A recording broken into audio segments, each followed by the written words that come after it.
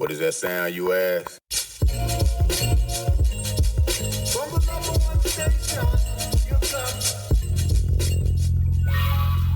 Welcome to the Rec Show podcast, a show dedicated to beatmakers around the world. Kick back, relax with the host, Golden Mind.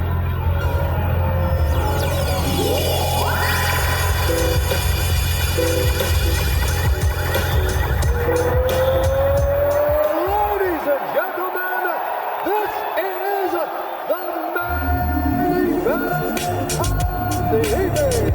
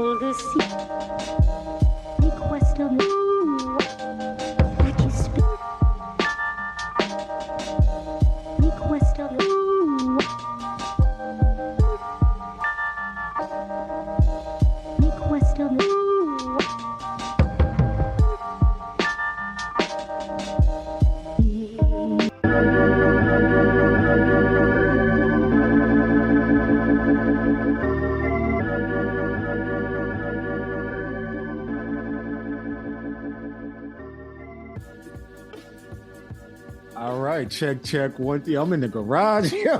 Yo, we crazy today. Yo, check 1 2. Peace and love, everybody. Golden Mind here for the Rec Show podcast. Thank you all for tapping in, man. Thank you all for supporting the podcast, man. Listen, we in season 4. This is episode number 1. This will be 119, I believe. But we started the season 4 off with K Love, aka The Go. We interviewed him a couple weeks ago, and then when you're hearing this, you'll probably hear the episode I did with Jet Lag Trav from I Love Supreme, California, man. So this would be the third one that we got a special guest, man. So if y'all like what we're doing, you know, subscribe to it wherever you get your podcasts, on YouTube Music, all that, Spotify. Y'all know where to find us on the link tree. But anyway, let's get into today, man. So my guest today, man, I'm a new fan of, man. I've seen his flip videos on Instagram, and I was like, yo, this guy, he got something, man. So, I just started just following him and just started looking at his videos and, his donut lounge videos and live beat sets and stuff like that. And I'm like, yo, man, like I gotta have him on the show. So he graciously said yes. So that's gonna be our guest today, man. He's a beat maker, man. I think he might be a audio engineer as well, man. I think he might be a videographer. What else, man? He's a cartoon lover, man. I think he might be an 80s baby. I'm not sure. Maybe a 90s baby. 90s baby. I ain't that old. Come on now. 90s baby. All right. So, but yo, man, his flip game, his beats, incredible, insane, man. So, ladies and gentlemen, I want y'all to welcome the one and only King John Ill, man. I almost said the other name from the other country, but nah, King John Ill. All right, welcome to the show. We'll get into it. We'll talk about it. Yeah, man. So welcome. What's good, man? Welcome to the show, man. How you doing, man? I'm good, man. I'm doing all right. It's a 3-day weekend for me. It was a snowy day here in New York, and it kind of got a little bit nicer toward the afternoon. So, but I'm doing good. I'm hanging in there. We're chilling out here. It's good. Hey, that's what matters, man. I'm glad you're here, man. Glad you made it safe and sound, man.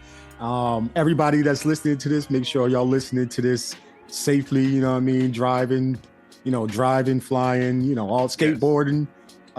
Catching the train, bus, whatever it is, do it safely, man. But yeah, man. So, welcome to the show. My first question, man, I gotta ask you, man.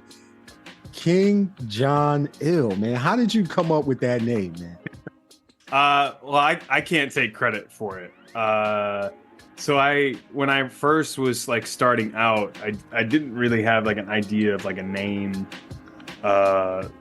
And like I think I was going as like, so I started as like a DJ, and like I was DJing as, I think I was like DJ Big Red, and I was like, this is kind of whack. And then like I think the other name I had was, I extended it, was like DJ Big Red Balla, and like all this. I was like, oh god. So you was going through it. I was just like, this is just awful. and then so in my sophomore year of college, one of my friends, he was going to hang out with a friend of ours, and his name's Kevin Black, and he basically went and like smoked and drank with a friend of ours, and he comes back, and I'm just talking to him about, I was like, hey, how's your night, whatever.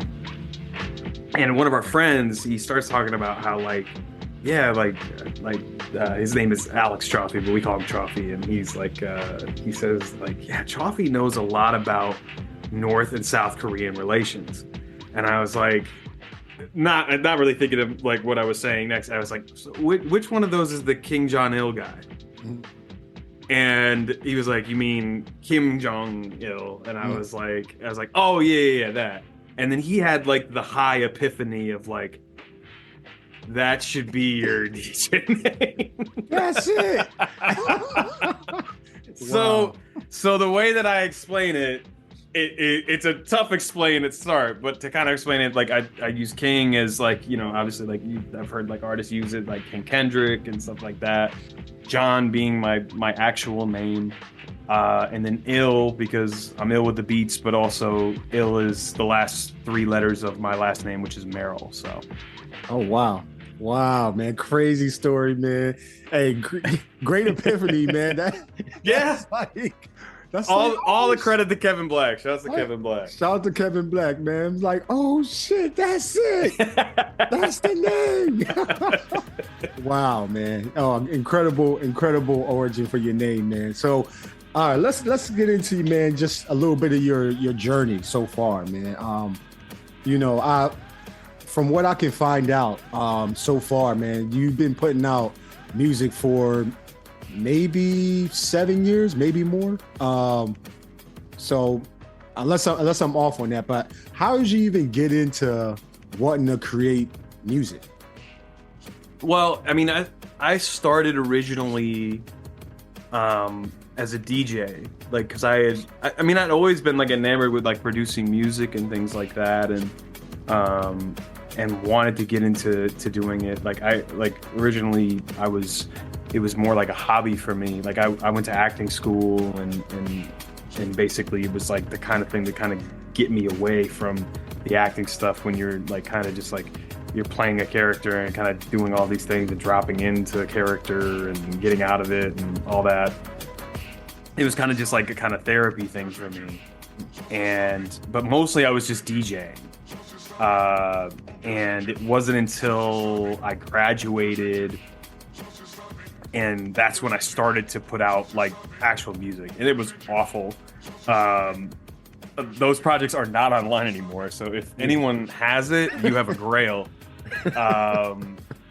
But there's some to put it, I shit on it, but also like there is some good things on there. Like there's some dope samples and things like that. But it was at a time when like I just didn't really know what I was doing, and like the way that I was making music, like I didn't know what a DAW was. Like I was literally making music through Serato. Oh wow. Okay. Like literally, they had a record button. Wow. And what I would do is I'd find a sample.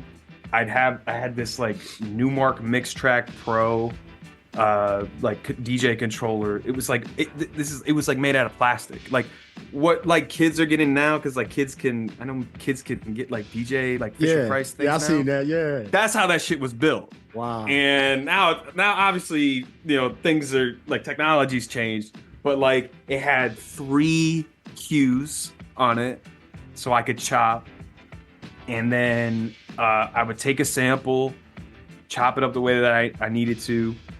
I'd find like a drum loop, I'd layer and then like basically loop the chop that I have, and then layer a drum loop on it and get it to match. If there's like any bass lines and stuff, try to find some sort of bass line to put it into something, other like vocals and other samples. Maybe I'd do some cuts on it, but it took hours. Like it took forever. Yeah, for one. Yeah, it took me 2-3 hours to make one, and I'm like, yikes! Like I need to actually like focus on this. But it wasn't until I moved to New York that kind of everything shifted. Like everything changed, and I was like, oh, like I should focus on this and like actually work on it, and actually, you know, that's when I, you know, started to like figure out what a DAW was and know how to work in a DAW, or you know, like working with other like drum machines and things like that. That's, you know, that's kind of the origin. I don't know if I veered away from the question a little bit, but like that's kind of where things began. Like it began as just like I was DJing because I had heard like, I think I listened to like Juan Epstein like years ago, and I heard like Cypher Sound say something along the lines of like, if you want to be a good producer, you need to be a good DJ.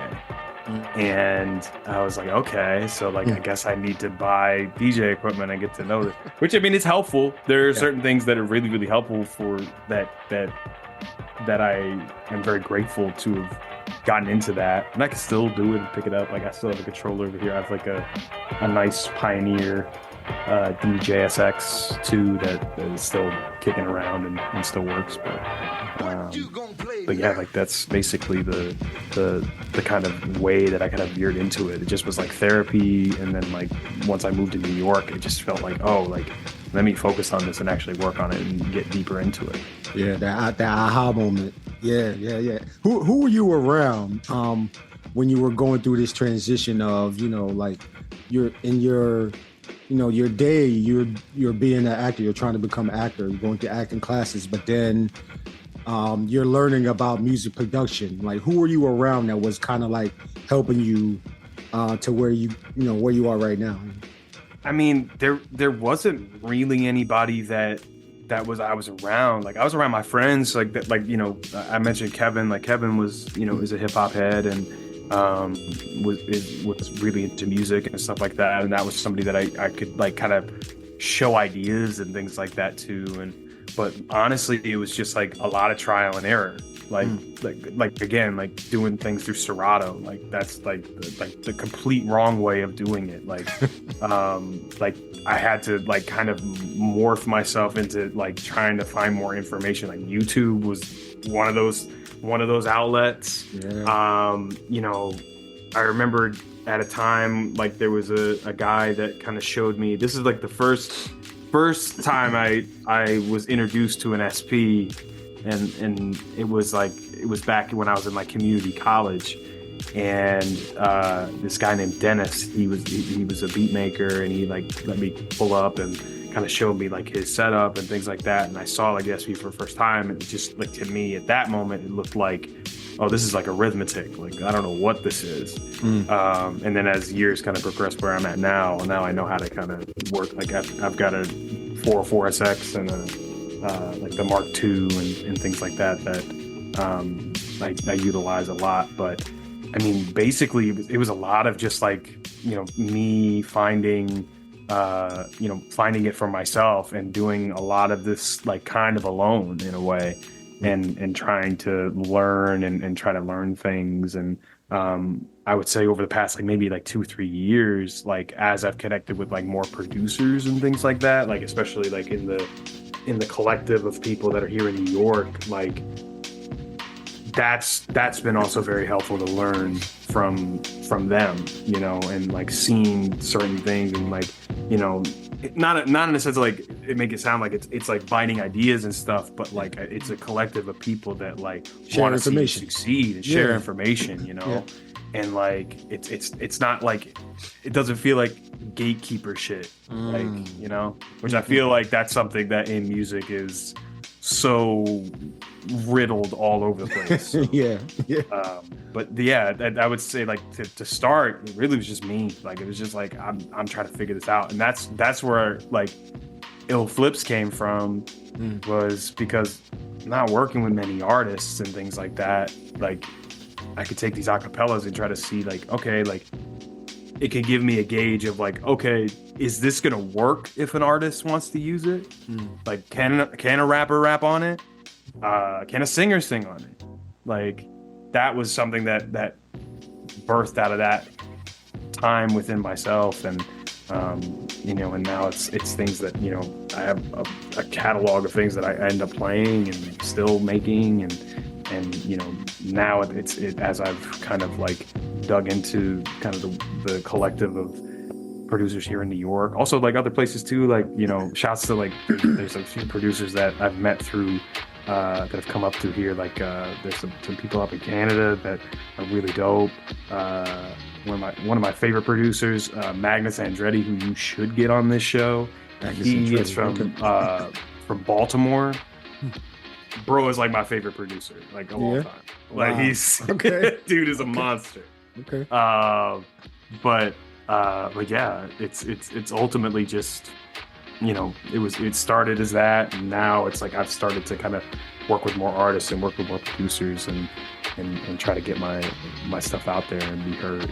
So gotcha. Yeah, trial and error, man. Like that's how that's how we all started, man. So you know, we had some boo-boo tapes out there, you know, but eventually you get to a level where you like, all right, yo, I'm cooking now. I'm cooking some good stuff.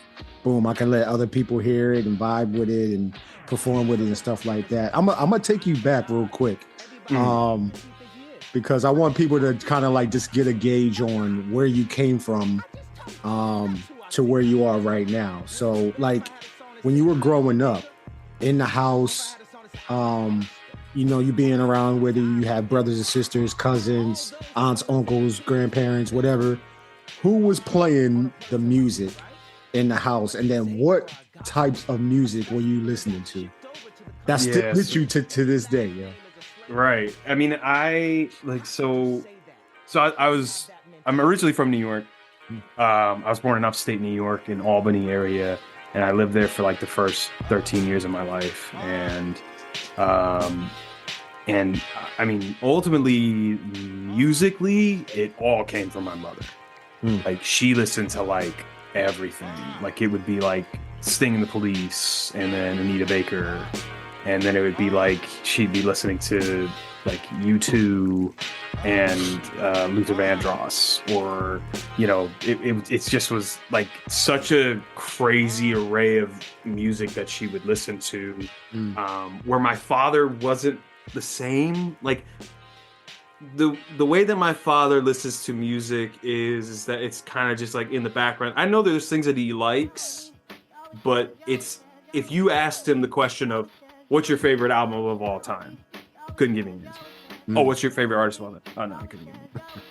Like, what's your favorite? Like, you don't have like a favorite song or something? Like, no.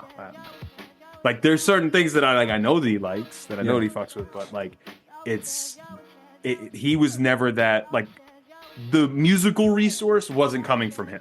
Right. It was coming from my mother, ultimately, over everything. And when I was younger, it was very much a thing where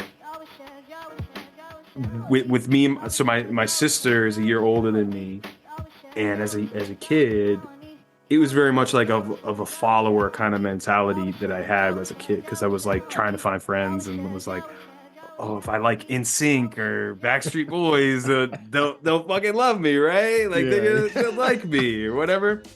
And then like something kind of hit me around like maybe the 4th or 5th grade, and I was like, I don't really love this music. I say that like, look, I DJ'd for a while and played a lot of their music and stuff like that. Of course, I listen to music. Like, I have no love lost, like all that stuff. Like I'll play a Backstreet Boys song right now. It's fine. Right.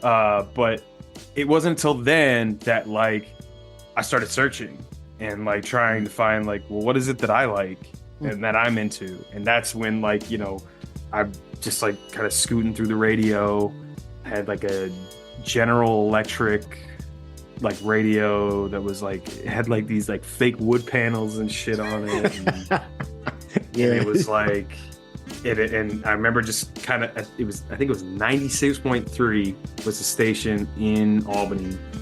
And it was hip hop station. I think the first thing I heard on the station was Ludacris. Wow. I think it was the first thing I heard. And obviously I had heard through terrestrial top 40 radio hip hop records in the 90s. I'm born in 1992. I'm not an 80s baby. Yeah, I got you. I'm a 90s baby. I'm the 80s baby. Yeah. I'm close to it, but yeah. But in the 90s, I mean, obviously there were hip hop records that trickled into top 40. Not a lot though, but it was like it was obvious that okay, Biggie and Pac are gonna play on radio because obviously the spectacle of that time. So that stuff trickled into top 40 radio. I think like Coolio, you know, God rest the dead. He was, you know, also another person that I would hear a lot through radio and stuff like that. But it wasn't until like around that time that it hit me. But even earlier than that, there was it hit me like when Space Jam came out. That was the biggest thing. Like, where's this record? The OG Space Jam, everybody. Internet's the OG like, Space Jam. Yeah. This thing, this record. Because at the time I didn't know. I just liked it, and it didn't really hit me until like years later. I was like, wow, this kind of shaped me a little bit of like where my music is. Like this was Jay-Z before Reasonable Doubt. He wrote the Bugs Bunny Buggin' song on here. He ghost wrote it. Not a lot of people know that shit. Wow. You know, obviously like the Be Real, Busta Rhymes, Coolio, LL Cool J, Method Man, Hit 'Em High record. That posse cut was nuts. But like D'Angelo had a record on here. I Found My Smile Again, and he's easily my favorite artist of all time. He's like the GOAT to me. And then obviously Redacted. We don't have to talk about him. Yeah. What's that? Track 4, track 5. I think. Yeah. He got two on there. Yeah. But that's ultimately like it's kind of crazy that kind of brought me into it first. Like that record was such a moment where I was like, oh, okay. Like, but it didn't hit until probably years later that I was like, oh, okay. Now this is something that I'm into and that I like and that I fuck with that has me intrigued and has me interested. So. Man, Space Jam, the original Space Jam. The OG. Man. Okay, the OG Space Jam internets. All right, so the other one's fine. It's like it's fine. Like they tore that shit down like so hard, and I watched it and I was like, it's whatever. It's not like it. I didn't expect it to be anything close to the original. Right. And, you know, obviously with technology and all the media rights and all this shit that they got all those characters in there and all that, I'm like, okay, cool, like whatever. But it was an enjoyable watch, ultimately, I would say, for the new one. Got you. Yo, man, King John Ill is here, man. Listen, D'Angelo is his favorite artist, all right? It's absolutely not, it's nobody, it's D'Angelo. Like, and I think a lot of people, a lot of my guests feel like D'Angelo is like top notch, man, amongst, you know, some of the normal names that they name is like like a RZA, J Dilla, any of one of those other prominent beat makers and stuff like that. But D'Angelo, what is it about D'Angelo that's like got you? He's just another echelon above everybody else, man. Oh, I mean, I think that obviously there's a part of me that's like, oh, like who are the producers that like influenced me and stuff like that. There's definitely a list there, but I just fell in love with his music, especially like when I hit high school and when I heard like Brown Sugar for the first time, and just hearing how like that record is interesting because it's such rooted in like that 90s R&B sound. It's very glittery. It was like kind of in the era of like the Jiggy era, and that was something that was it was kind of like an outlier type of record, and you could hear like kind of where he was going to go. And then Voodoo, I remember at the time, classic. I love that record now. It's fantastic. But I think I loved Brown Sugar more when I was in high school. But it wasn't until I got to college that Voodoo like hit for me on another level. Like I think it might have been like another one of those like high epiphany type things where like I was sitting with a buddy of mine.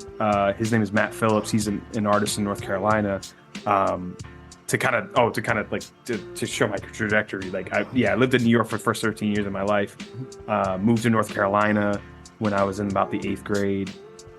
Did my high school and college years in North Carolina in the Greensboro area, and then moved up to New York like a few months after I graduated. But I remember like one night we like sat in my room. We had smoked. We went to Cookout. If you ever go to North Carolina or in the South, Cookout is the shit. Get a $5 tray.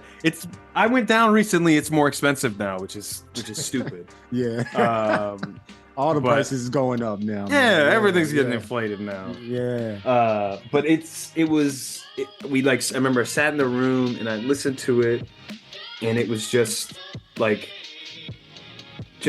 Questlove's drumming and like Pino Palladino's just like bass lines, Charlie Hunter,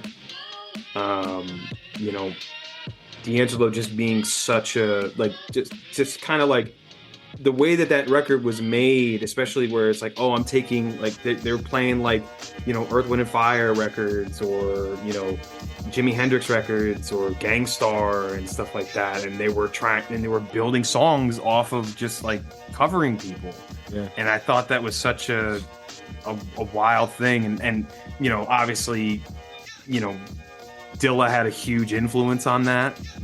He was probably the biggest influence on that record. To like, especially from like the drag and like all that type of stuff, like it just was such a that in that moment, listening to the album at that point was just like a crazy experience, and just was like, wow, like this is just like there is nothing wrong with this record at all. And I still listen to it to this day and will find new things. Like I'll hear certain things and hear different sounds and like that I never noticed before, and in certain ways that they kind of like arranged those songs, and it's just fascinating. And I don't have that really with any other album. Like that is the one album that I will always go back to, and I'll be like, oh wow, like I'd never noticed this type of thing. I do that with his other records too. Like what's the song? When We Get By. When We Get By on Brown Sugar, the bass line is One Nation Under a Groove. And I didn't realize it until a few years ago, and I was listening to it and I just hear the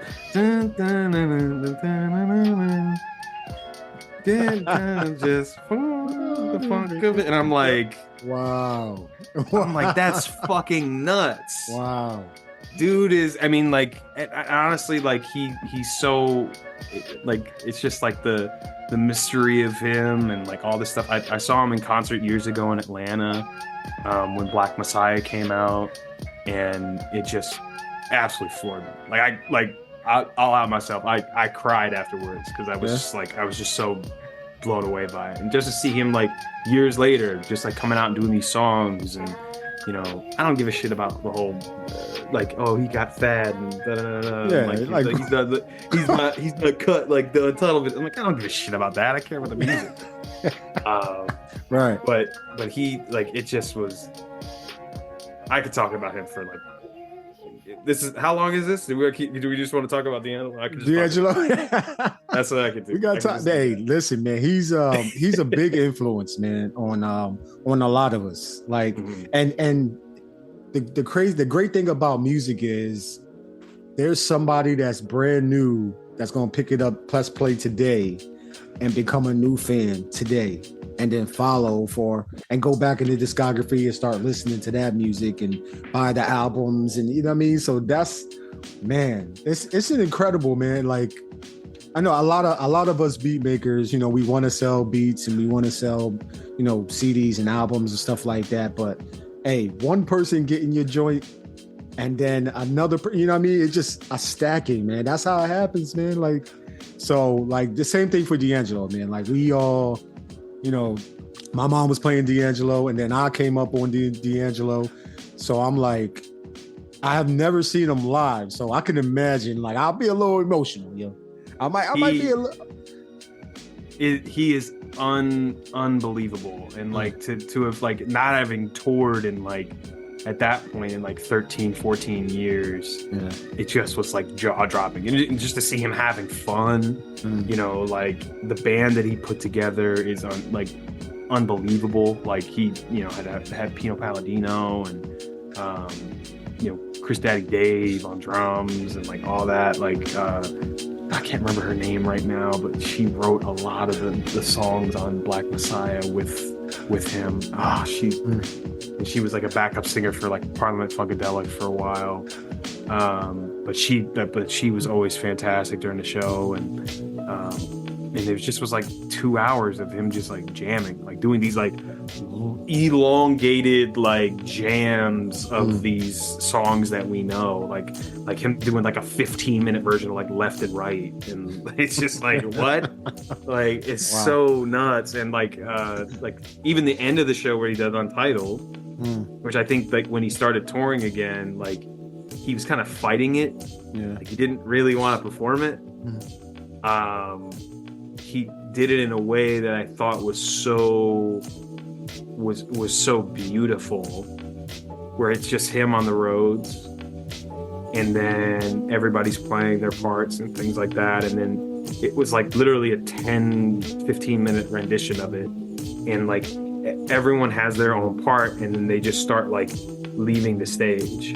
So each person started walking off. So like the backup singers walk off, and then Pino walks off, and then like you know, it's just like everybody just kind of goes away, and like until it's just D'Angelo on the stage, and he's just playing acoustically Untitled How's It Feel, and it's just like, and he's trying to get the crowd into it and like all this stuff, and it just was like literally I'm just sitting there like, wow. Nuts, man. I hope to the graces of God that he puts out a record again soon. I know he just put out a single that was with Jay-Z recently, but you know, I hope that there's something coming. I know there is. I know there's something there, but it's just a matter of when. And when the tour happens, throw all of your money at it, because it is worth it. It is so worth it. What's that that Atlanta episode where it was like he's so like you can't find him anywhere, like all these impersonators. Yeah, he's like going through like the tunnel or whatever, and then he's like, I am D'Angelo. Yeah, man. But he's like, he's a GOAT, man. So shout out to if D'Angelo ever listens to the Rec Show podcast, man, salute to you. Just let me sit in the studio, please. Like, let me invite Electric Lady's not far from here. Like, I could shoot down there right now. Man, you know, man. So, man, I gotta ask you, because you just said it. You were gonna talk about some of your, your beat maker, music producer, composer inspirations, man. Like, who would be on that list? And they can be older beat makers. It could be current beat makers in our circles right now, So I would say, I mean, when I was first getting into, when I was thinking about it, I mean, I know he's redacted at this point too, but Kanye was such a huge influence on me in terms of like sampling and things like that, because around high school, that was when I started to get more deeper into it. Like around that time, it was like when I was living in North Carolina, it was around the time when like the Gucci's and the Wakas and the Soldier Boys and all of them were like really big. And I like, no disrespect, I love their music and stuff like that, but at that time I wanted to find something different. And it was at a point where like I would always hear, and I went back to like do my homework and like listen to like 90s hip-hop music, and then like hearing all these songs, I'm like, well, where do these come from? And like understanding sampling and finding where these samples come from and all this stuff, like that was kind of what brought me to it. And Kanye was definitely one of those, because it was a guy who heavily sampled and sampled a lot of really off the wall type of things that I just was like really interested in. And that's when like I think like obviously I love DJ Premier and I love Pete Rock. Dilla was also somebody who was huge, like for me, and definitely is something that everybody tries to emulate him, but they never will. Yeah, it's only one. There's only one, and I'd be lying if I said I didn't try to emulate him in my music. Yeah, it's something that like he's just always going to be there, and obviously I found him at the time when unfortunately, like after he had passed, but it just was his music was so interesting, and Donuts was such an interesting album to me when that had come out, and just kind of listening to it, and years later with kind of digging deeper into it, of like where a lot of it was like his last kind of will and testament, and like kind of like a his last words almost, Yeah. But Dilla's definitely one of those. Knowledge is somebody that definitely inspired me a lot, especially during the pandemic. That was like, his music was something that really was inspiring at that point. Like I've known his music a little bit before that, but definitely like during the pandemic, I dug into his catalog a lot more, and definitely was an inspiration. RZA too, he's fucking nuts. Like he's always like one of the GOATs, and someone that I like, man, like I wish I could make an album as good as 36 Chambers. Like I don't know if that will ever happen. Like, man, that is such a fantastic record. But definitely though, like I would say like, Premier, Pete Rock, RZA, Kanye, J Dilla, Knowledge, those were the guys. Those were the people that were like, oh, like they kind of inform my music for when I'm making beats and things like that. And obviously like I have like favorite artists and things like D'Angelo and stuff like that, but that also are very inspirational. But yeah, like I just those are, I would say that's the top 5, I guess. Like, yeah, that's pretty much your top 5. Yeah, kind of. I'd say that's the top 5. Yeah, I'd say that in no order. Yeah, I'd say that's the top 5. Man, you can't go wrong with that list. First of all, because all of them influence, and they still, even J Dilla, man, he was.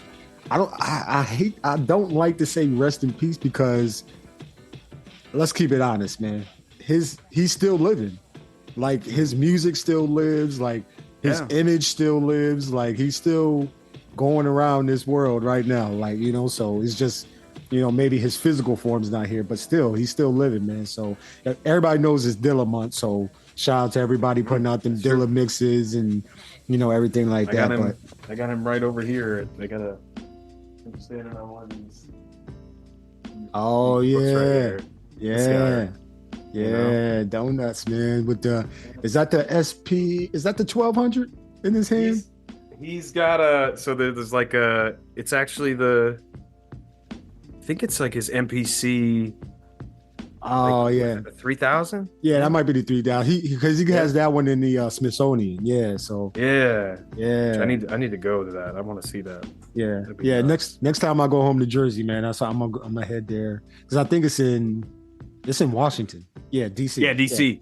Yeah. DC, yeah. Shouts to Dan Sharnis too. He's he wrote the Dilla Time book that came out. Yep. I met him like a year ago and like got to tell him like, dude, that book was absolutely fantastic and like it's something I've been waiting on someone to do like a deep dive into his life and he went even farther than, you know, stuff about Dilla, like went down to breaking down like his timing and like you know like going back into like just like early history of like Detroit and shit like that. Like it was like really such a wild ride of a book. I definitely need to read it again, but it's a fantastic book. If people have not read it, you should. Yeah, gotta recommend that one, man. Dilla Time.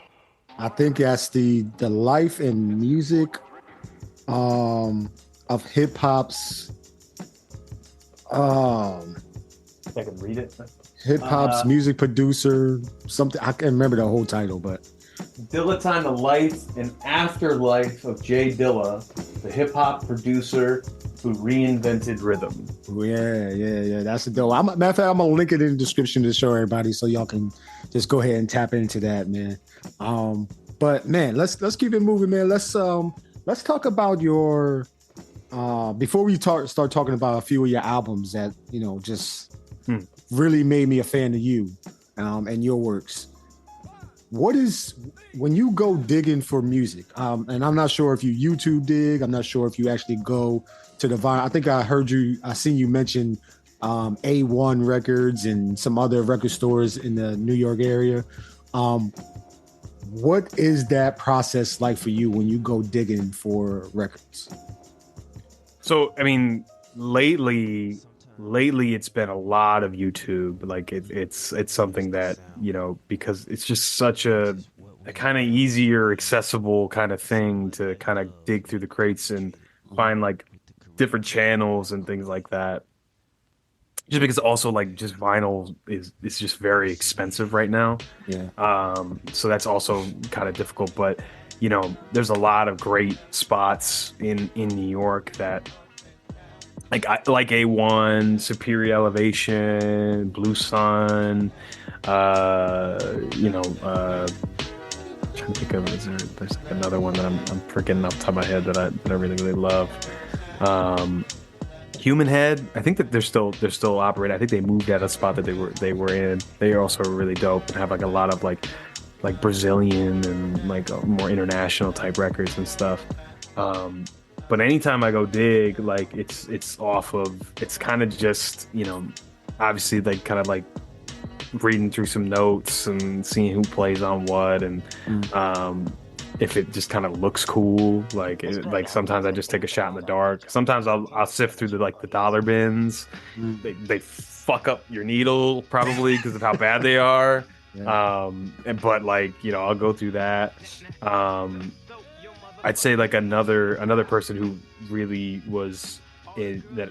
One of the things that I always do when I go to a record store, and it's every single time I go, is the first thing I do is I go to the jazz section and see if there's any Ahmad Jamal records. He is somebody who, when I was going through and doing my homework and like kind of like learning about, okay, well, where are these samples and shit coming from? Because like the two songs that were like big for me was Stakes is High, De La Soul, and World Is Yours, Nas and Pete Rock.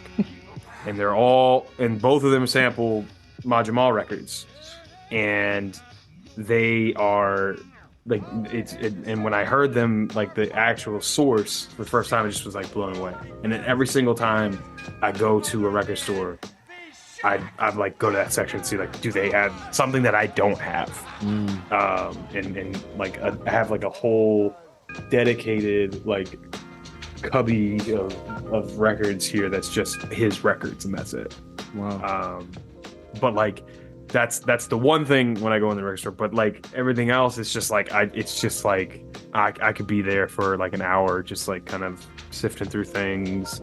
There might be some things that are like tweaking my mind, like maybe like that I'm thinking about, and I'm like, oh, I should probably snag this, see if there's some things on it.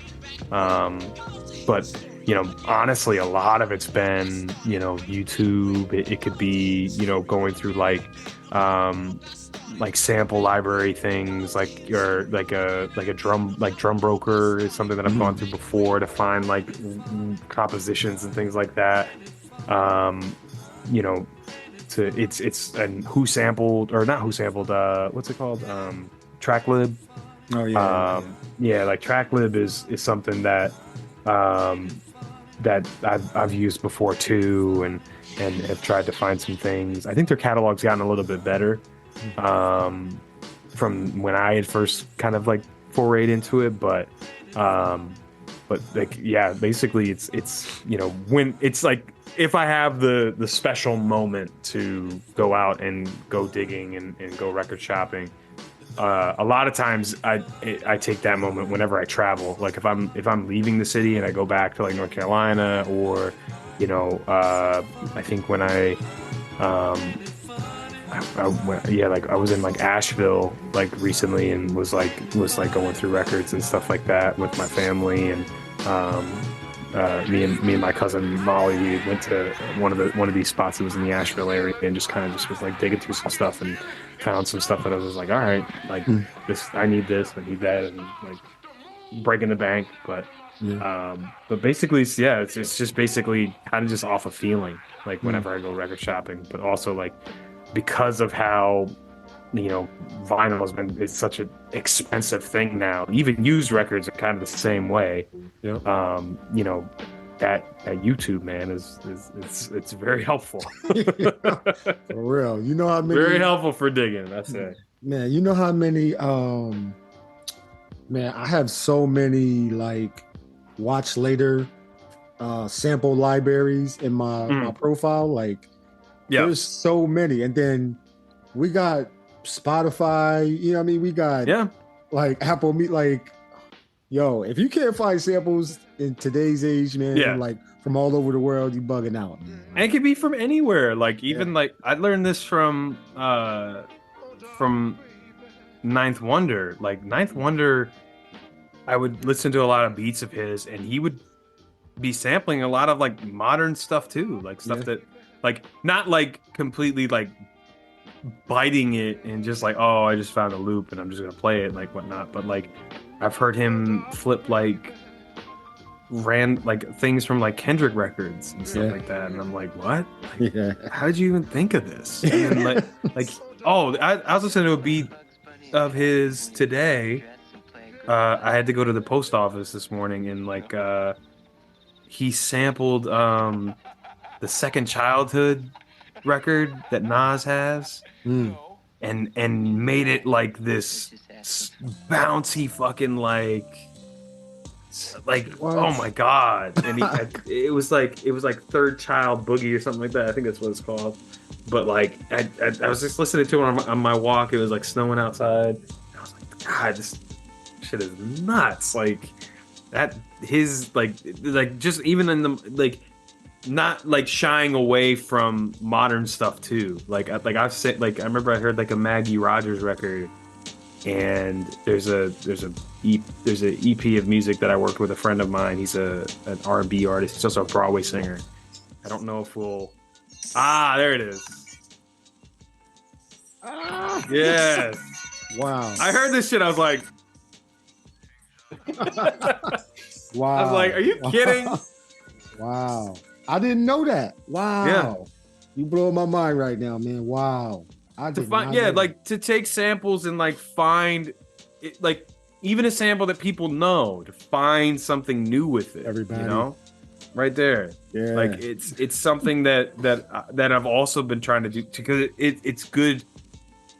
it's good reps, like to try to see like, okay, can I find something different from this, this record that's been sampled like 50 times, like let me see if I could do something with it. Like, can I take this Shaka Khan record and try to see if I could flip something out of it? Like, that's also something that, to try to kind of test yourself. Yeah, that's the challenge. Yeah. Yeah. Yeah. They, man, you know how many times Shaka Khan's discography has been flipped? Like, it's probably insane amount of flips. Nuts amount. A crazy amount. But man, okay, so we got to talk about your joints. Right now, you have a series. Oh, you got a few series on Bandcamp. All right, so I'm a big supporter of Bandcamp music, by the way. Yes. And you got 6 volumes of Illy Flips. Is it Ill Flips? Ill Flips. Yeah. So Ill Flips. You got 6 volumes of Ill Flips. Where did that start from? Like, you got 6 now, so how did that evolve into 6 joints? Technically, I think it might be like 7. Is it 7? Like 1, 2, 3, 4, 5. So there's. Well, I split tape 6 into 2. I don't know 2. why. Yeah. Okay. Yeah. I think that's just what I was feeling in the moment. But there was like another one that's like unreleased Lucy's is what I called it. Okay. That has some stuff on there too. But yeah, basically it was just birthed off of like, I wasn't really working with a lot of artists. And, it was like me trying to test, first off, arranging. That was the first thing, because I mean, you could make a beat, but can you arrange it? Can you add different things so that it's something that that is like that people will want to listen to? Because you don't want it.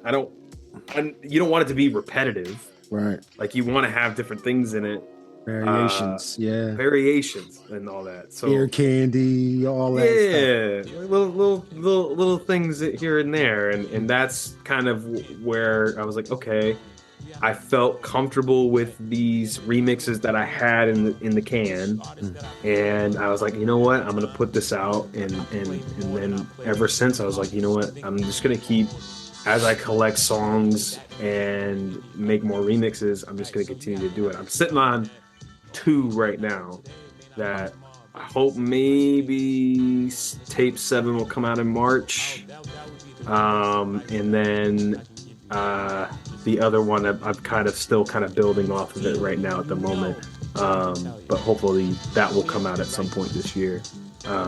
But yeah, like basically just birthed off of like I'm not really working with many artists, and it's something that like, okay, let me test myself to be arranging and mixing and producing and try to see if can a rapper or a singer do anything on this, if I do send it out to them, just the instrumental or whatever. So man, who's doing your cover art, man, for these joints? Because these joints are hilarious, man. It's all me. It's all me. Like I ended up, it just was like, because I didn't really have like anybody like taking photos and things for me and like all that stuff, but like it'll just be random photos and stuff. Like some of the cover art, I'm like, man, like I could have done so much better with some of these, but yeah, like some of them I was like, like just kind of like, I think my favorite one is probably I think it might be tape 3, or it's just like me as a kid and I'm just eating like an ice cream cone. Ice cream cone, yeah. I can't even. Like, I just look like nuts. That's probably my favorite, but obviously, like I think that with covers and things like that, it's just like the thing that I have in my mind is like, obviously like the music is very serious, and the music is something that I take a lot of pride in and work on and all this stuff, but like I think like more of the covers is more of like the attention grab, and just to like kind of like put it in your face and be like, oh, like come to this, like see what's here, Yeah, the internets, man. If y'all don't know about King John Ill's, man, Bandcamp discography, man, I'm gonna link it in the description of the show as well, so y'all can just click on the link, boom, it'll take you right to his Bandcamp, and Actually in his link tree too. So I'm gonna put all that in the description of the show. Don't even sweat it.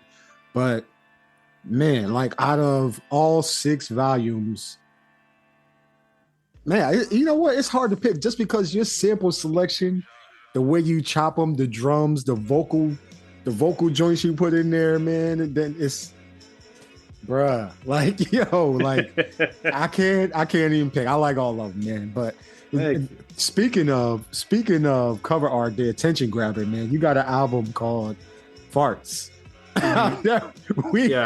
We gotta talk about that one. Yeah, tell me about Farts, man. So that is the first beat tape that I put out on streaming services. So that you can get out on Apple Music and Spotify and all that stuff. I was gonna say all that shit. You good? No all that shit. Yeah. No pun intended, I guess. But yeah, like a lot of the music was made during the pandemic. I think that the pandemic kind of helped a lot with me to focus more on this music, and something that, you know, I'm very grateful for that time, because I don't know if I ever will have that time ever again. Right.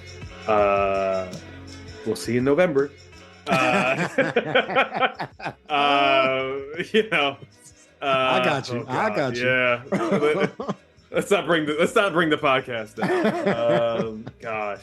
But no, like the pandemic was very much a moment for me to work on a lot of music and focus on it, and it kind of just kept me sane during that time. And I had a collection of music that I was just kind of sitting on, and I was like, you know what? I feel like this could be the first thing that I put out on streaming, because most of the stuff that I've put out has been on Bandcamp, and I've just left it there. And obviously, like a lot of the remixes and stuff like that, I can't really put that out on streaming because, you know, they'd come after me. Yeah. But I was like, I felt comfortable enough with the project that I was like, you know what, like this, I want to put this out there on streaming. I want to have this out there. And around when did I put that? I was like 2021. And around that time, I was I think it was like April. And I had asked my sister, I was like, hey, like, can you make me an album cover? And because she does like cross stitch. And I think that's what that's called. I don't know. She like some sort of sewing thing. Yeah. And I asked her, I was like, can you make a cover for me? And she was like, yeah, I guess. Yeah. Like, what do you want the cover to be? I was like, I don't know. I just want my logo below it, and then I just want the word farts with like a poop emoji next to it, and then it's like surrounded by roses. And she was like, all right, I'll give it to you tomorrow. What? What? So I like literally it was like, and I literally was like, I told her, I said, Alexa, you don't have to, just take your time with it, whatever. Like, and she was like, and then she hits me up the next day and she sends me photos of it. And I was like, holy shit. Wow. So I basically, she sent me like I think a postcard and had it in there. Like, actually, I can get it right here. This is the one of one right here. Wow. And that's it. Wow. That's probably backwards on there, but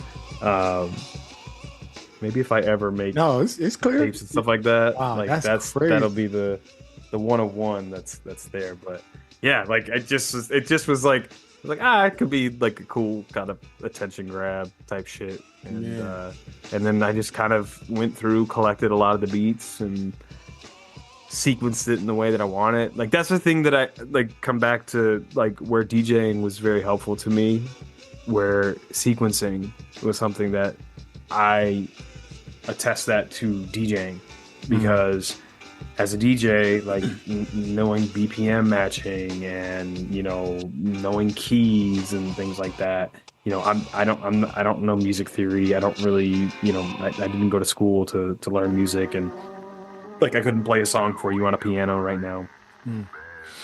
But it helped me especially with sequencing these tapes and things like that. So I just collected all that stuff and tried to, kind of teach myself a little bit through mixing and mastering during that time too. And this was the first project. And I'm working on another one right now, for streaming. I have a bunch of songs, but like I think my mind has just not been in the place of like, I don't know if it's ready yet. And I think that's like the thing that always, as a artist and things like that, you kind of fight that. It's like, I don't know, it's not there yet. It will get there.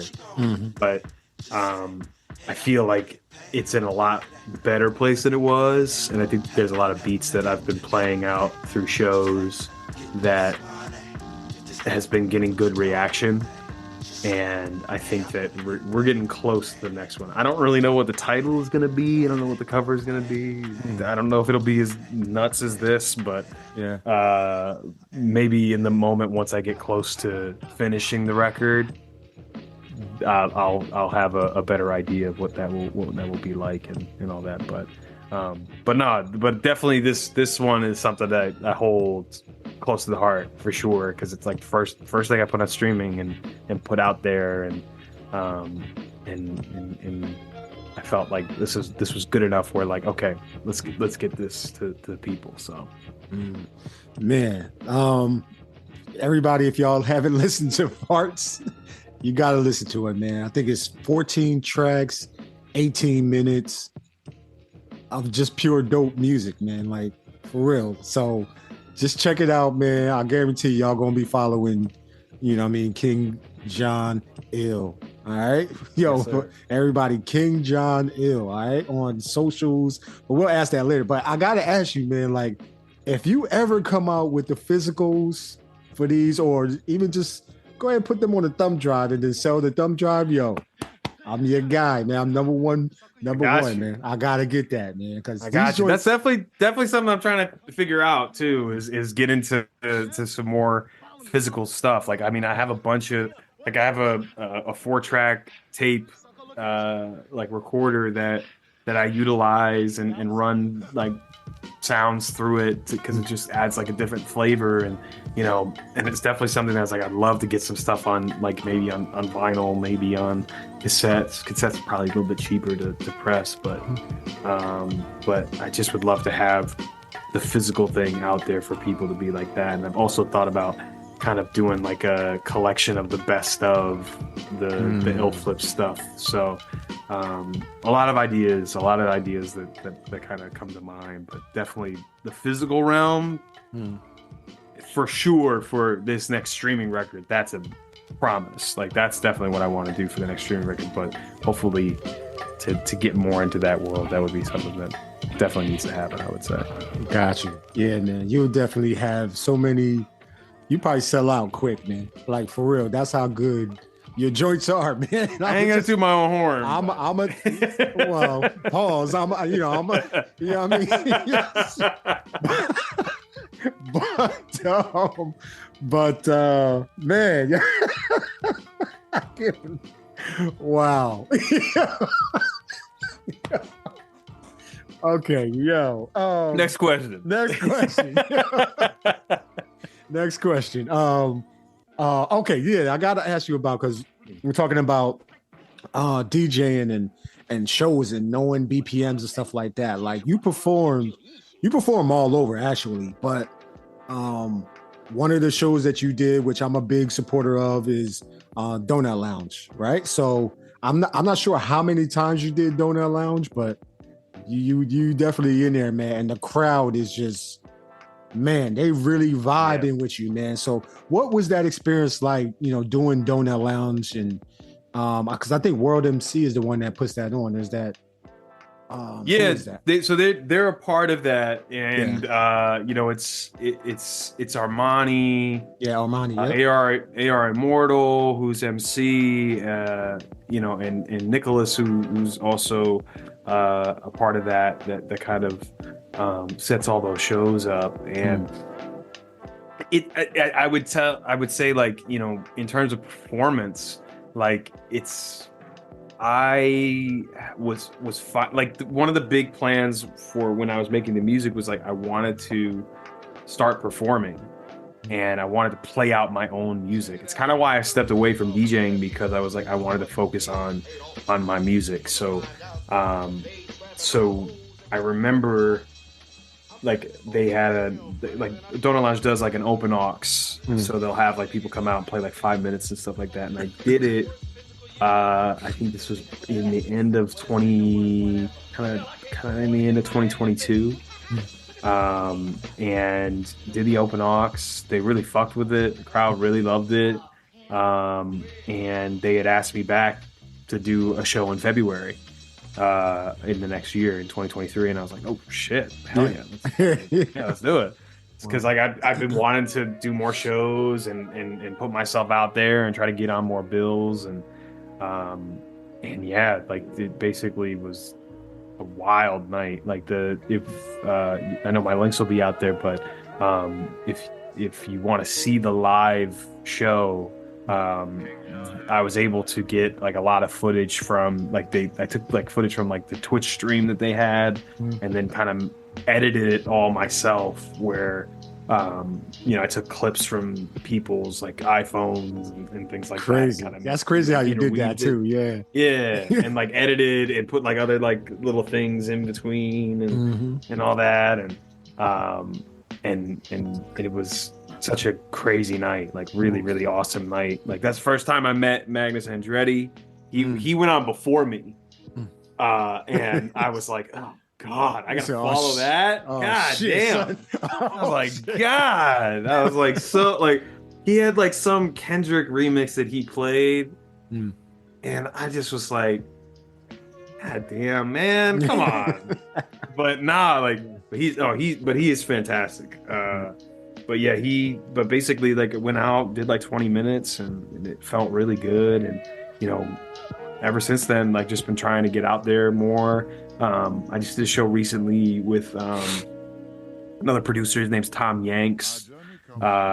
He sets up a show out in Williamsburg area, kind of the same vein, doing some open aux, and then also having some like build people, play some sets. And man, like I still got a high off of that show. Like it still was it was like such an incredible night. And recently I got to perform like in my home. I call Greensboro my home. I know I'm from New York originally, but like Greensboro is my home. My family's still there. North Carolina is the home for me. So I got to play recently in Greensboro for Beats Batch. Shouts to Kate Boulevard. She's fantastic and sets up those shows. And it's just absolutely was a surreal kind of experience, but just kind of getting myself out there, putting myself out there, doing open auxes, networking and connecting. But that was the plan. Out of the pandemic, I was like, I want to start performing my own music and performing this stuff and figuring out how to like make sets of like what I could play. So that was something that I was like really trying to push as I was getting out of that, and as we were getting back into normal life, and I've been able to do that. From a DJing standpoint, it's definitely a different process with an SP, because like they have like the Mark II has a DJ feature in it, but I haven't really worked with it that much, and like when I have, it's just not the same feeling of like having like two platters and having like kind of like your mixing board and all that, and it's just not the same. It's not the same, and I think it could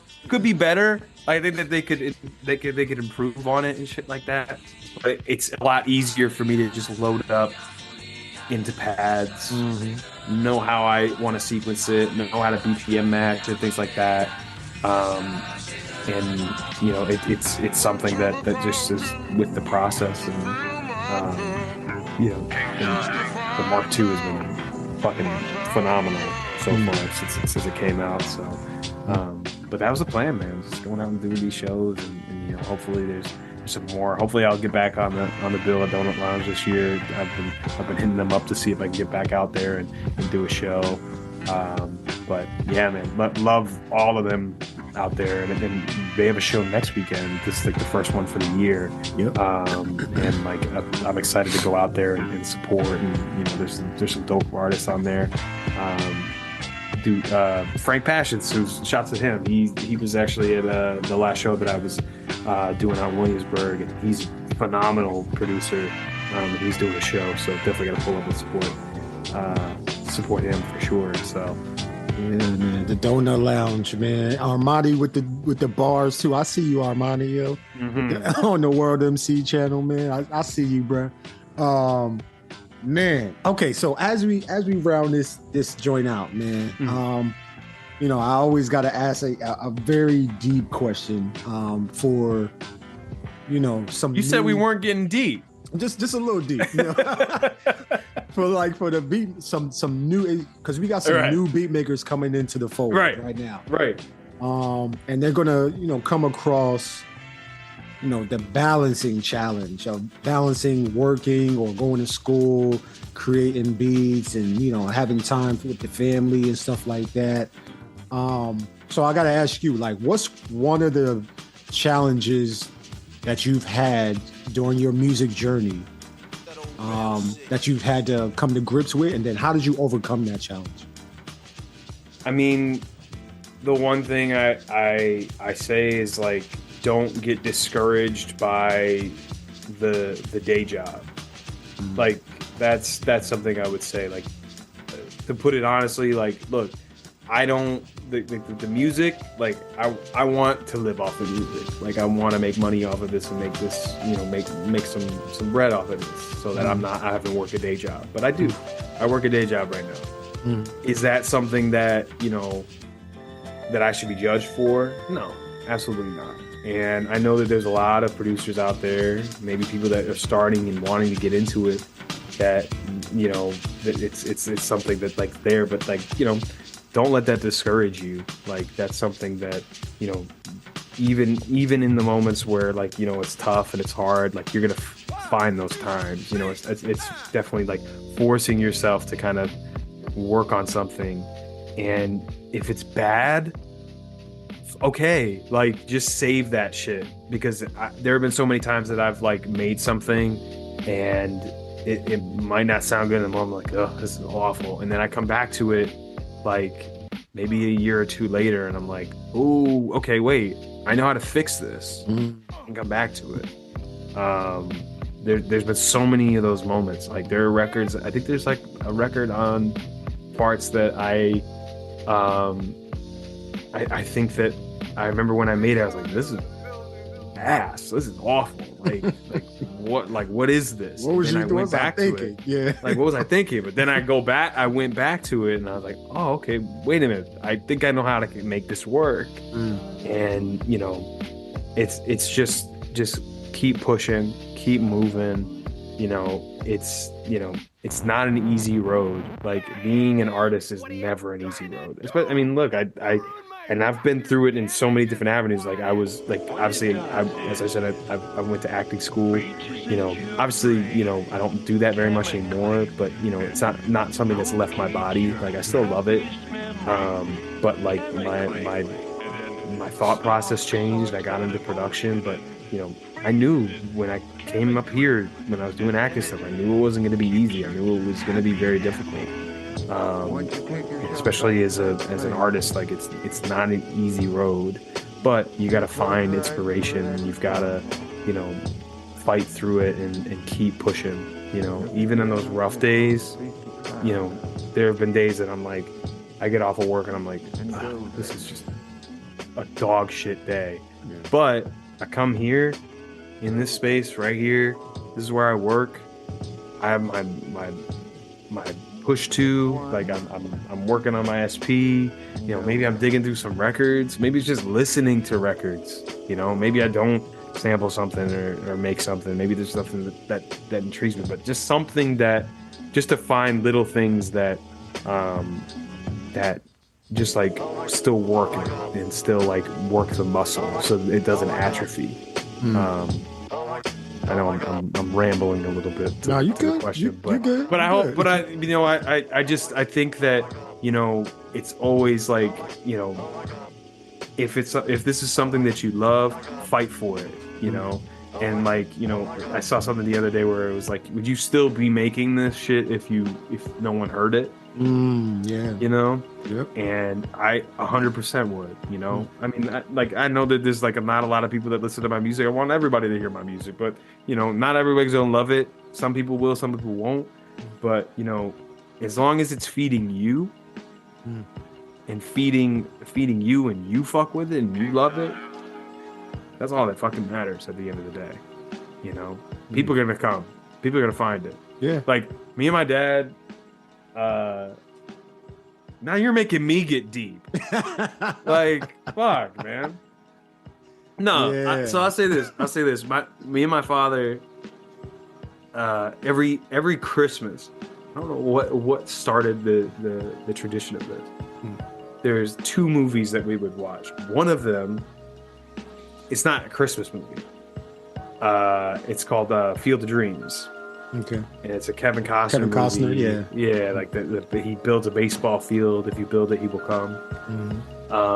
And there's a, you know, it's definitely one of those things that, like there's a monologue that James Earl Jones does toward the end of the movie, and he's talking about like people will come, Ray. Like he's about to have to sell the farm and shit like that. It's like this monologue where he's like basically they almost like predicting the future, and you know, telling him like, you know, don't, like people will come, Ray. People will most definitely be here. Like and like just walking through it and like painting the picture. And I think about that in that moment of like, you know, it's like keep working on it and keep believing in it, and something's gonna happen. Something's gonna happen. You know, it might not be the way that you thought it was, but you know, people will come. People will most definitely come. That's what I'll say. Gotcha. What's the second movie y'all watched? He loves this fucking movie, and I hate it. Is it Lampoon's? No. Oh, okay. It's Jack Frost. Jack Frost with Michael Keaton, and it is. I cannot stand this movie. So basically, he's like an artist, and he's in a band that works once a year because they play Christmas music, and he's doing a gig during Christmas, and he gets in a car accident and dies. But he comes back to life miraculously through a snowman, so that he could be a good father to his kid. And this movie it's not a good movie.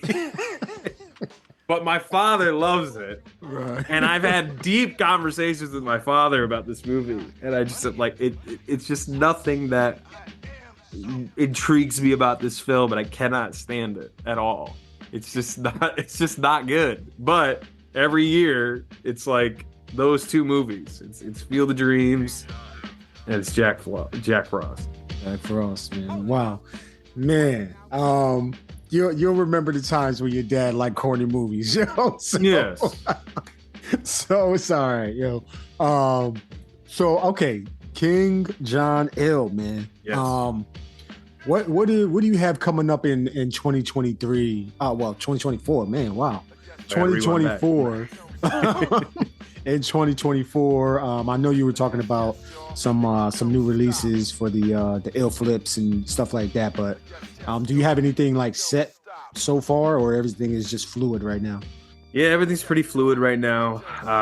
You know, hopefully getting to do some more shows. You know, I was hopeful that I was going to be able to go down and do this show in Baltimore in next week, but things kind of fell through the cracks. And but hopefully at some point this year, I definitely will try to get down there for one of those shows. That's for sure. But definitely very, very fluid in terms of like the live shows, but just kind of putting myself out there, going out and supporting people and trying to see if I can do some more things. Projects wise, I am, basically right now, the goal is for Tape 7 to come out in March. Tape 8 for Ill Flips definitely will come out sometime this year. I definitely want to work on finalizing this next streaming project to kind of do like a sort of rollout for it. But it's mostly just pretty fluid. Like I'm gonna still continue to work on some music, record videos, like do a lot, like obviously like through my social media to see that it's a lot of stuff that I'll be like posting and editing and tweaking and stuff like that. So definitely going to be a lot of just doing a lot more things on social media and showing that off, and hopefully some of these projects that will come to fruition this year and get them out there. There's like a lot of beats that I've been playing out of these shows that have been getting really, really good responses. I'm like, you know what, I got to get these collected on a record and put them out there. So but that's really the plans at the moment. I wish I had some more definitive things right now, but I would say at this point, as we're only in the second month of the year.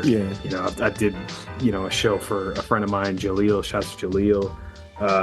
Back at the top of January, did show that show at in Williamsburg with Tom Yanks, and there's that was such an incredible night to be with so many awesome producers, and it was incredible to be there. And but hopefully more things coming down the line. I know that they will, and line themselves up, do some more shows, do some more traveling, to get out of New York and do some more things. That'll also be a fun thing to do as well. So definitely trying to get out to North Carolina. There's a lot of things like Lo-Fi Lounge out in Raleigh. Shouts to LD Beats, a lot of those guys out there just tearing it down in North Carolina. So I definitely would love to get out there with them and chop it up for sure when I go down there to see family. But yeah, very, very fluid at the moment. But I know this year's, you're gonna hear a lot from me this year. That's for sure. Got you. Yo, y'all heard King John Ill, man. Stay tuned. Stay tapped into his socials, man. Like whenever you do post, man, I always repost anyway. So you might be, I think you're on Instagram. I know you're on Instagram. Not sure if you're on Twitter or X rather, but I have a Twitter, but I rarely use it. It's cooked anyway. It's cooked anyway. Yeah, it's like I'm just like I scroll through looking at like wrestling things, like really, because I'm a big WWE AEW guy, so I'll just be like scrolling through that. That's really it. That's all I use it for. So yeah. But most of my stuff's through Instagram, at DJ King John _ill. You'll find my stuff on Bandcamp, SoundCloud. Obviously, Farts on streaming services everywhere if you want to check that out. YouTube has a lot of some of my like flips and like videos and things like that. YouTube will also be able to see the set that I did for Donut Lounge that I edited and put together there. That's also something you can find me at, but I'd say dominantly you're finding most of my stuff through Instagram and my link tree and all that type of stuff. So yeah, you got a dope, I think you put together playlists on Apple Music, right? Yeah. So that's dope. Yeah. I was actually working on one today. Like I've got a few like themed ones that I'm trying to wrap up too, but I've been a little bit slacking on I usually would do like weekly ones. I call them Ill Radio. And I haven't done one in a while. It's been a minute since I put out one of the last ones, but there's a lot of like themed ones. Like there's one that I'm really proud of. It's called Yacht Funk and Dad Rock, where it's a lot of yacht rock with like a little mix of like other things that I think kind of like fit and shit like that. But like a lot of like different like types of mixes and things like that I put out there. So definitely follow me on Apple Music and Spotify too. Like Spotify has my collected playlists and things like that too. I don't know if Apple Music does. I think it's like a separate profile you have to find me at. Yeah, like Spotify, that's the great thing about Spotify is like I can link all of those playlists to my actual page, and it's like it's listed as artist playlist. But I don't know why Apple Music doesn't really have that kind of feature. But you'll be able to find a lot of those playlists on there. Just in my link tree, I definitely link to those if you guys want to check out those playlists too. So for sure, that's like the one one little inkling of a foot I still have in the DJ world and things like that. So I got you. So yo, King John Ill, man, I want to say thank you for your time, man. Before we go, is there one final thought you want to pass along to all my my mutants, man, my beat makers, my music producers, and composers? That's another deep one. Last thing. Keep building, keep creating. This is like I was a fan first before any of this shit, and it's all done with love. Like, as long as you got that love in your heart for this shit, like, continue, keep building, keep pushing, keep working, keep making things, keep like jaw dropping the world. Like I keep hearing so many people that just like floor me and just shock me with some of the things that I hear, and I'm just like, man, like, music is gonna be in a good place. It's gonna be in a great spot. Like, just keep creating. That's all I can tell you.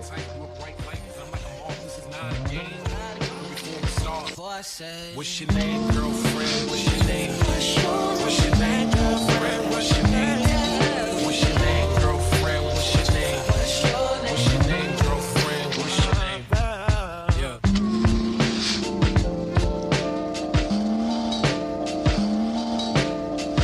Hold them bands down. Hey, hold your mans down. Hey, who told you come around? Who? It's that trap sound. Designer, clothes, fast, shows, trap, house, made it, gold, control the bag now. Don't need to brag now. Hey, put the mask down. Man, it's super fast now. Finest, rose, we can go, keep watching me with bubbles, still be real and fame. Dance with my dogs in the night times. In the kitchen, wrist twisted like it's stir fry. Whip it in the kitchen, wrist twisted like it's stir fry. Whip it in the kitchen, wrist twisted like it's stir fry. Whip it in the kitchen, wrist twisted like it's stir fry. I'll take a whip it, intermission, let the birds fly.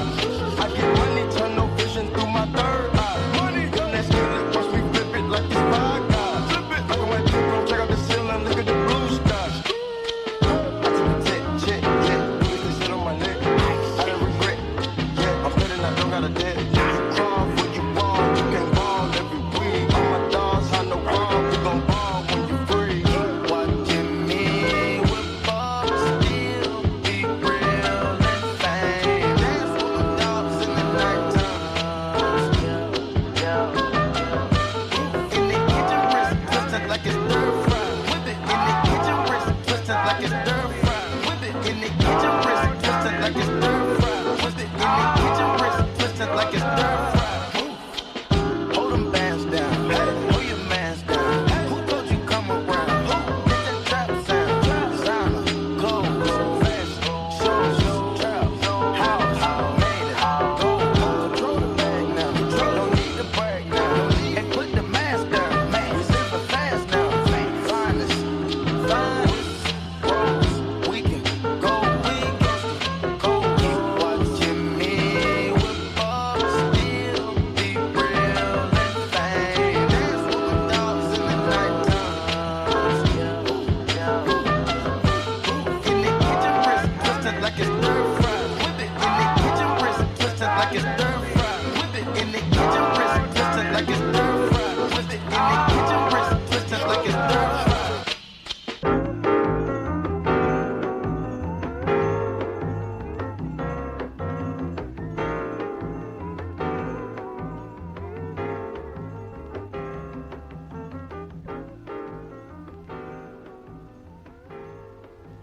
Got a Nita Baker booming out the 87 Buick.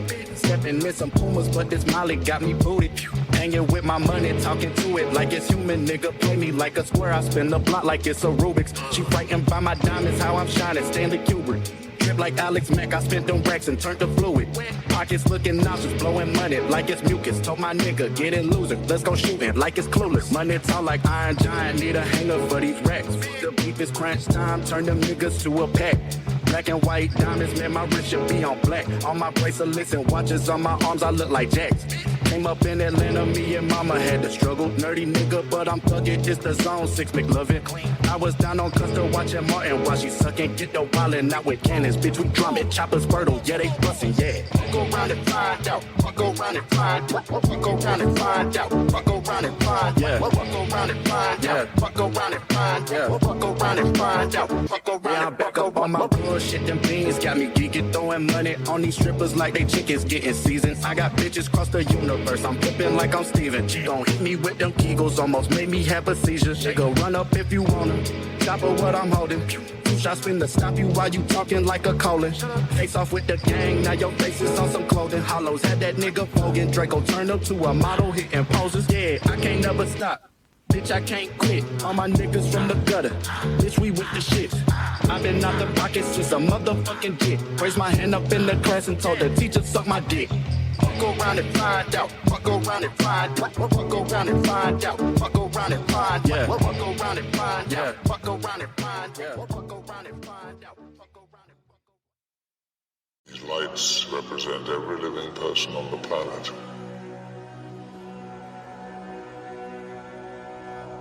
The white lights are humans. And these are the mutants.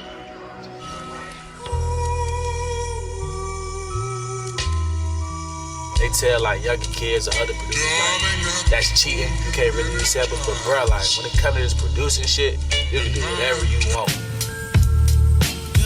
You've been listening to the Rec Show podcast. Be sure to subscribe, like, and leave a comment. Remember 3 things: believe in your music, take care of your mentals, become the best version of yourself. Until the next one, Golden Mind signing off. Peace and love, yo. To be the best, you got to work overtime. To be the best, you got to work overtime. These young boys getting better. This is not like the NBA where you can retire. Like this is, you have to keep going.